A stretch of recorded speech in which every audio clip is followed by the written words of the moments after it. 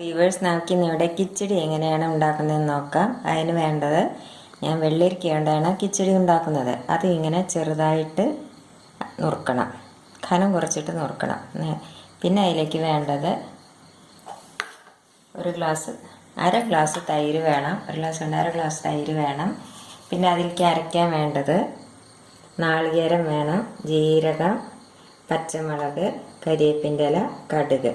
ഈ നാളികേരവും ജീരകവും കൂടി നമുക്കൊന്ന് നല്ലപോലെ അരച്ചെടുക്കണം. പിന്നെ ഈ കടുകും പച്ചമുളകും കരിവേപ്പിൻ്റെ ഇലയും കൂടി ചതച്ചെടുക്കാനേ പാടുള്ളൂ. പിന്നെ അതിലേക്ക് കടുക് വറുക്കാനായിട്ട് ചുവന്ന മുളക് വേണം, കടുക് വേണം, പിന്നെ ഉപ്പ്, വെളിച്ചെണ്ണ എല്ലാം വേണം. ഇനി നമുക്കത് എങ്ങനെയാണ് ഉണ്ടാക്കുന്നതെന്ന് നോക്കാം. നമുക്ക് ഈ വെള്ളരിക്ക ഒന്ന് കഴുകിയിട്ട് അടുപ്പത്ത് വയ്ക്കാം. അടുപ്പത്ത് വെച്ച് അതിലേക്ക് കുറച്ച് വെള്ളം ഒഴിച്ചു കൊടുക്കാം. കുറച്ച് വെള്ളം മതി. ഇനി അത് ഉപ്പിട്ട് കൊടുക്കാം. ഇനി ഇത് വേകുമ്പോഴേക്ക് നമുക്ക് ഈ നാളികേരം ജീരകവും കൂടി നമുക്ക് അരച്ചെടുക്കാം. അതേമാതിരി കരിവേപ്പിൻ്റെ ഇലയും പച്ചമുളകും കടുകും കൂടി ഒന്ന് ചതച്ചെടുക്കുകയും ചെയ്യാം.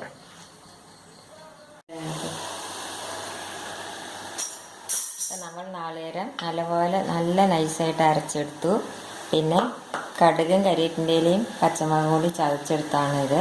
അപ്പം നമ്മുടെ വെള്ളരിക്ക വെന്ത് കഴിഞ്ഞ് ഇനി അതിലേക്ക് നമുക്ക് ഈ നാളികേരം അരച്ചത് ഒഴിക്കാം.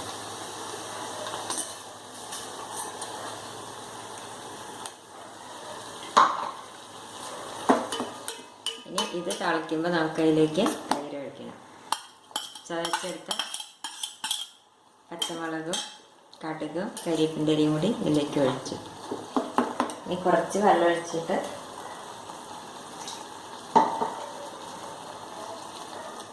ഇതൊന്ന് തിളയ്ക്കട്ടെ. ഒഴിച്ച് തിളച്ച് കഴിഞ്ഞ് ഇനി അതിലേക്ക് നമുക്ക് ഈ തൈര് ഒഴിച്ച് കൊടുക്കാം. തൈര് അധികം തിളയ്ക്കാൻ പാടില്ല, ഒന്ന് ചൂടായാൽ മതി.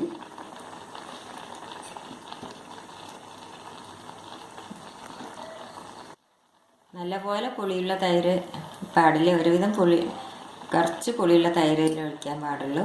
ഇനി നമുക്കിത് തിളച്ച് ഇനി ഇത് വാങ്ങി വയ്ക്കാം. എന്നിട്ട് നമുക്ക് കടുക് വറുത്തിടാതിരിക്കാം.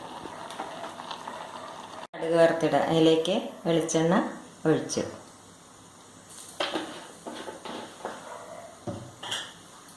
ഇനി കടുക് ഇടാം.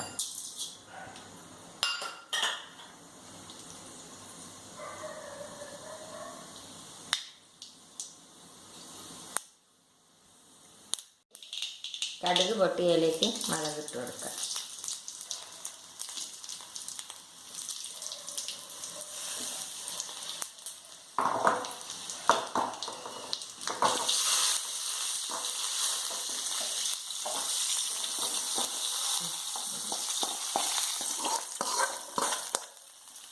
നമ്മുടെ കിച്ചടി റെഡിയായി കഴിഞ്ഞു.